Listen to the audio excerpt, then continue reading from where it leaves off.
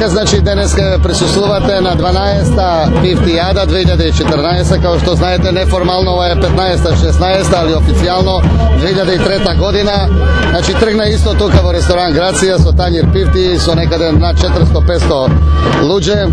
Тогаш Господ као и да сакаше да нема струја и тогаш ја прославивме ова манифестација под свечи. Еве проследите, значи, примопредавање на кумство. Ово е у 3 дела замислена манифестација, еден дел е на преварувачки, друг е црковно-религиозен со примопредавање на кумство, со оние ангелчиња. Сега ќе иде молитвена песма и третиот дел или она што викаме најнародски, тоа е културно-забавен, а после тоа народно веселје. Која е целта на ова манифестација 12 години, а не кумите? Токму така, значи, прво во свеста на кумановци и на кумановска околија, значи за богојавление водици се врзува секогаш пифти се јадат.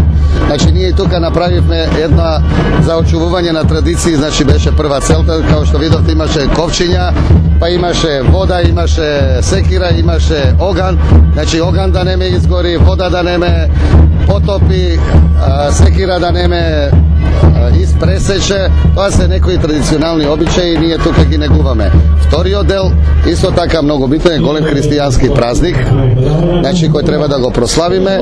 И третото е да покажеме дека освен суџук и мезалук, Куманово, жолто биено сирење може да се пофали со добра кумановска пифтија. И сега да поминете за овие неколку години, секаде во рестораните се јаде добра пифтија. Можете ли да ми кажете колку пифти беа направени во изминатите неколку години? Ау, ние сигурно правиме од 600 до 900 пифти. Денеска однесовме, значи, и во новата црква и во старата црква, дадовме на рибарско друштво